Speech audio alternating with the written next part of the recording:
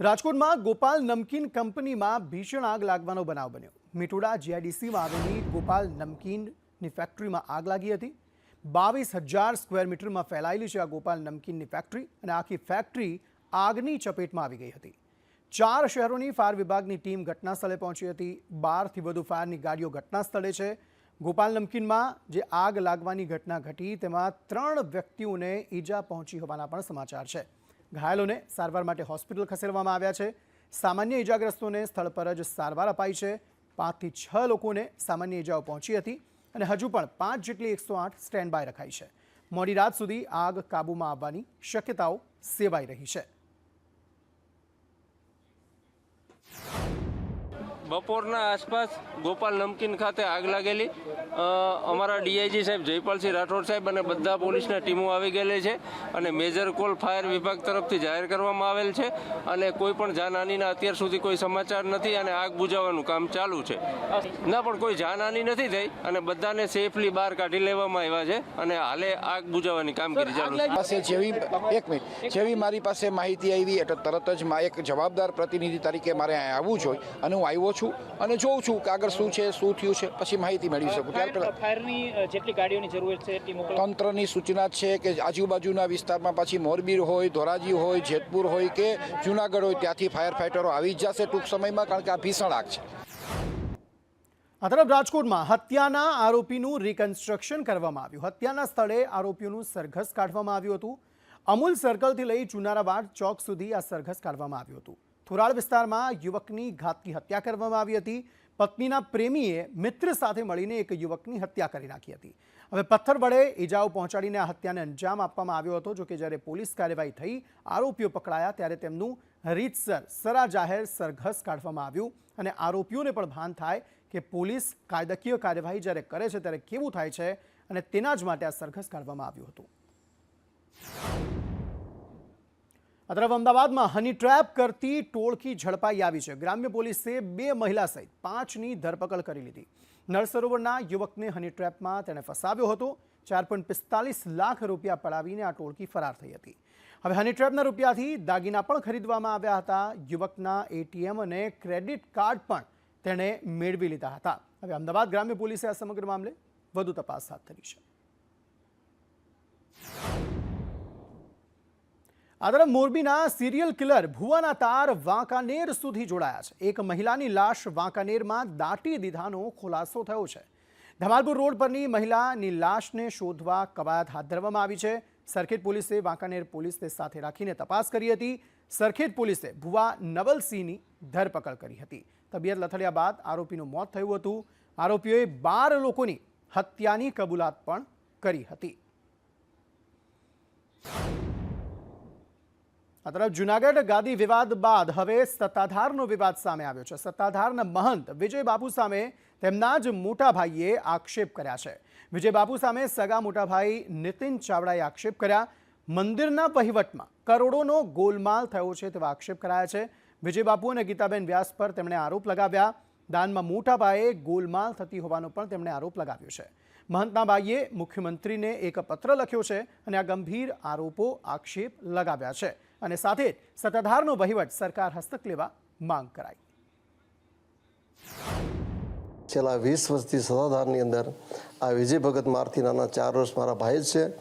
એણે ઘરનો ત્યાગ કરી ત્યાં સાધુ થયા છે। શરૂઆતના વર્ષોમાં એમનું વાણી વર્તન સારું હતું, પણ છેલ્લા 10-12 વર્ષથી કોઈ ગીતા વ્યાસ નામની કોઈ બજારો ઓરત સત્તાધાર ઉપર વિજય ભગતની કોઈ બાબતે બ્લેકમેલ કરી અને સત્તાધાર ઉપર કબજો મેળવી લીધો છે। સત્તાધારમાં આવતું દાન, સત્તાધારની 1200 વીઘા જમીનની આવક, 60 દુકાનોનું ભાડું તેમજ રોજનું 30,000નું દૂધ વેચાય છે।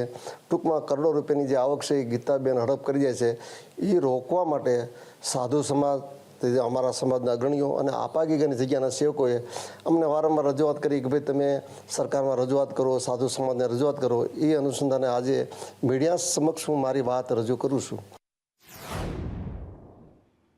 બીઝેડ ફાઇનાન્સ કેસમાં મહત્વની કડીઓ હવે ધીરે ધીરે હાથ લાગવા લાગી છે। એજન્ટોના મોબાઈલમાં પોલીસને કેટલાક પુરાવા મળી આવ્યા। મોબાઈલમાંથી ક્રિપ્ટો અને બિટકોઇનની વિગતો મળી છે। હાલ ક્રિકેટરોના રોકાણ બાબતે પૂછપરછ નહીં થાય।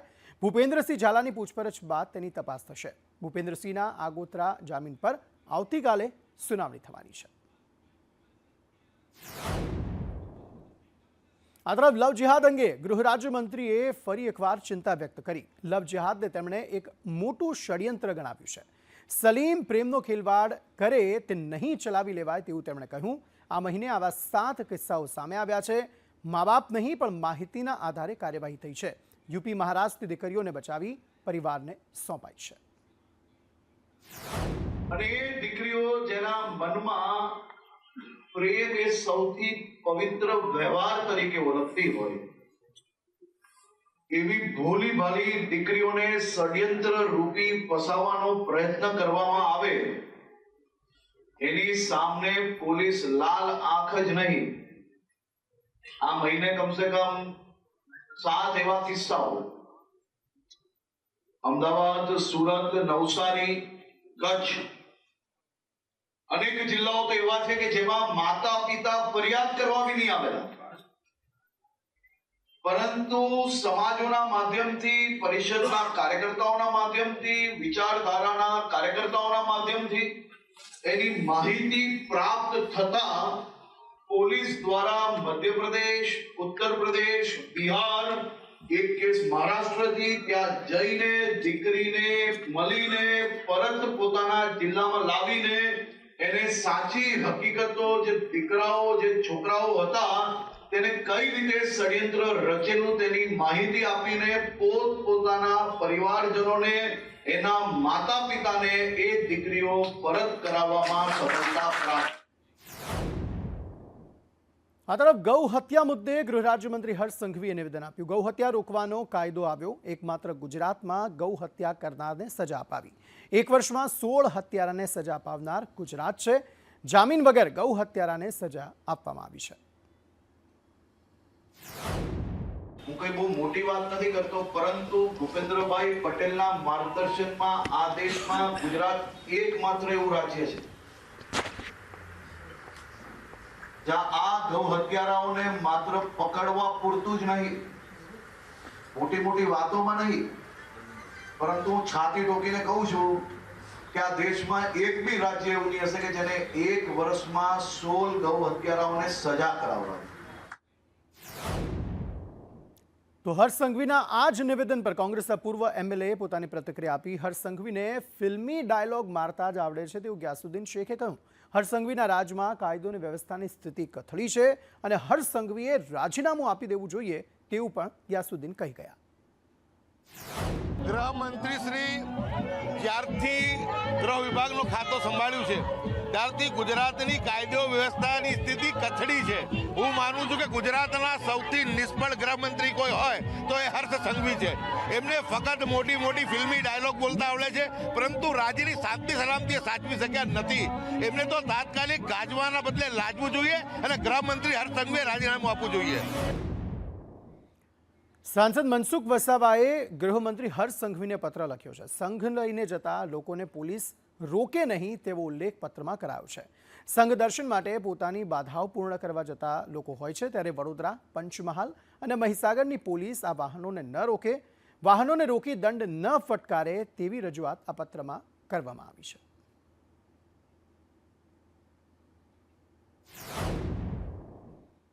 આ તરફ આમ આદમી પાર્ટીના ધારાસભ્ય ચૈતર વસાવા સામે વધુ એક ફરિયાદ નોંધાઈ. અંકલેશ્વર જીઆઈડીસી પોલીસ મથકે આ ફરિયાદ નોંધાઈ છે. ફરજમાં રૂકાવટ, અન્યના જીવ જોખમમાં મૂક્યાનો ગુનો નોંધાયો છે. પોલીસ સબ ઇન્સ્પેક્ટર એવી શિયાળિયા ફરિયાદી બન્યા છે.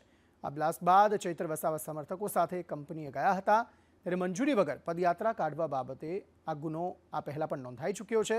અને ફરિયાદ મુદ્દે ધારાસભ્ય ચૈતર વસાવાએ કહ્યું કે સ્થાનિક નેતાઓના ઇશારે મારી સામે ખોટી ફરિયાદ થાય છે.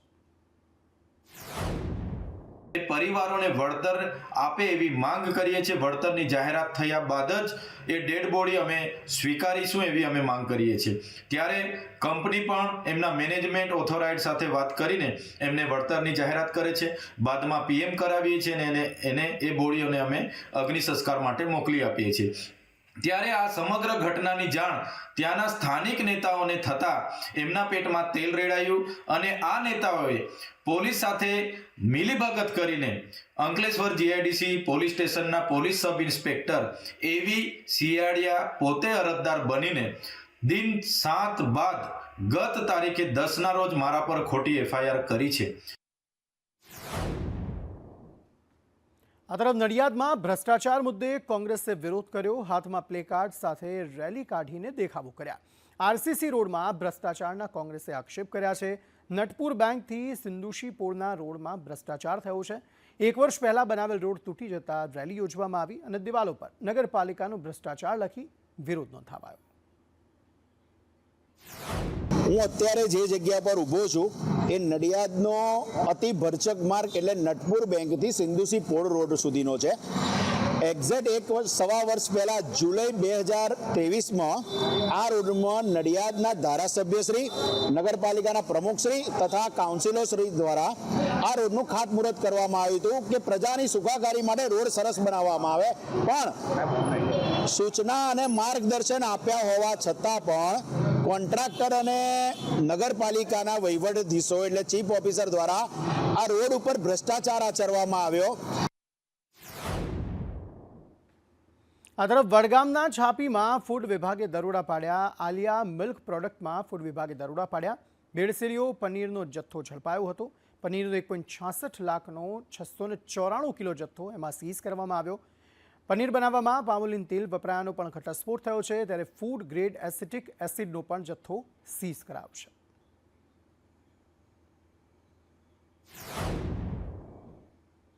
ખ્યાતિ હોસ્પિટલ મોતકાંડ મુદ્દે ચોંકાવનારા ખુલાસા. રોકેલા 40 કરોડ વસૂલવા દર્દીઓના હૃદય ચીરવામાં આવ્યા હતા. 2021માં ખ્યાતિ હોસ્પિટલ 40 કરોડમાં ખરીદાઈ હતી. કાર્તિક અને ટોળકીનો 4 વર્ષમાં જ આ આખો ટાર્ગેટ છે તે વસૂલવાનો ટાર્ગેટ હતો. ટોળકીએ 25 કરોડનું રોકાણ કર્યું હતું અને 15 કરોડની લોન લીધી હતી. નફો મેળવવા રોકેલા રૂપિયા રિકવર કરવા માટે આ પ્લાન બનાવવામાં આવ્યો હતો. કાર્તિક અને ચિરાગે પીએમજેના અધિકારી સાથે સેટિંગ કર્યું હતું. પીએમજેમાંથી કઈ રીતે વધારે રૂપિયા આવે તે સેટિંગ કરવામાં આવ્યું હતું અને ગરીબ દર્દીઓને ટાર્ગેટ કરવા ગામે ગામ કેમ્પ કરવામાં આવ્યા હતા. ત્યારબાદ હોસ્પિટલ લાવી તેમની એન્જિયોગ્રાફી કરી દેવામાં આવતી હતી. આધાર કાર્ડ, આયુષ્યમાન કાર્ડ લઈને તેમની એન્જિયોગ્રાફી કરતા હતા. દર્દીઓને ખોટો રિપોર્ટ પણ સોંપી દેવામાં આવતો હતો, જે બાદ ચિરાગ અને માર્કેટિંગની ટીમ દર્દીઓને ડરાવતા હતા. એન્જિયોપ્લાસ્ટી નહીં કરાવો તો એટેક આવી શકે તેવું કહેતા નવેમ્બર 2021માં મોટી માત્રામાં આવી રીતે સર્જરી કરી હતી, જેમાં પીએમજેમાંથી સારી એવી આવક ઊભી કરાઈ હતી. રોકાણ ઝડપી રિકવર કરવા વધુ સર્જરી કરવા દબાણ કરતા હતા, જેના કારણે અનેક તબીબો હોસ્પિટલ છોડીને જતા રહ્યા હતા, જેના આધારે ક્રાઇમ બ્રાન્ચે હવે વધુ પૂછપરછ હાથ ધરી છે. ઉપરાંત ડોક્ટર પ્રશાંત અને સંજય પટોલિયાના નિવેદન નોંધવામાં આવ્યા છે. અત્યાર સુધીમાં 6 વ્યક્તિના 164 મુજબ નિવેદન લેવામાં આવ્યા છે. 112ના મોતનો રિપોર્ટ હજુ આવતા અઠવાડિયા સુધી સોંપવામાં આવશે.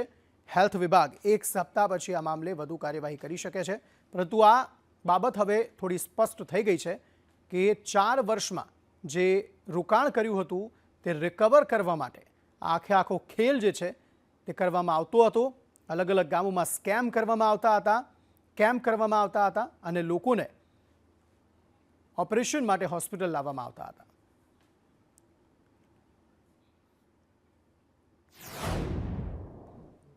આ તરફ પોસ્ટ મેટ્રિક શિષ્યવૃત્તિ બંધ કરવા મુદ્દે વિરોધ. પાલનપુરમાં નકલી નોટો ઉડાવીને વિરોધ નોંધાવાયો. વિદ્યાર્થી આગેવાન યુવરાજસિંહ જાડેજા દ્વારા આ વિરોધ નોંધાવાયો. શિષ્યવૃત્તિ હૈ તો સેફ હૈના બેનર સાથે વિરોધ પ્રદર્શન કરાયું. શિષ્યવૃત્તિ અમારો અધિકાર છે તેવા બેનર સાથે વિરોધ કરાયો હતો.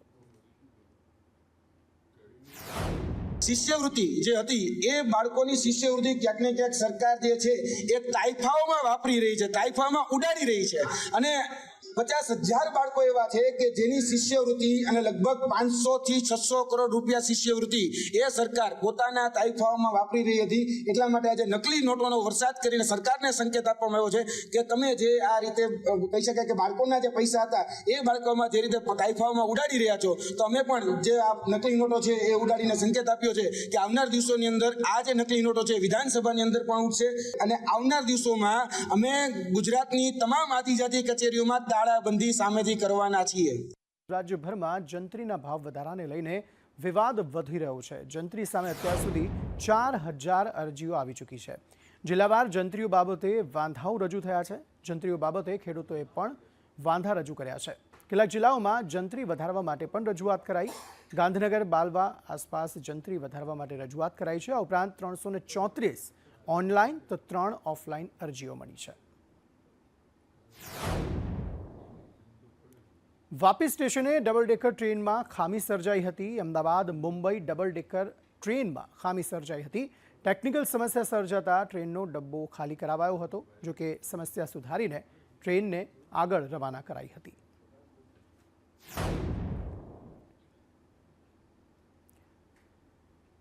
તો આ તરફ અમદાવાદની વાત કરીએ. એએમસીનો પ્રોપર્ટી ટેક્સ ન ભરનારા માટે નવતર પ્રયોગ કરવામાં આવ્યો. અમદાવાદમાં પ્રોપર્ટી ટેક્સ ન ભરનારના ઘરે હવે ઢોલ વાગશે.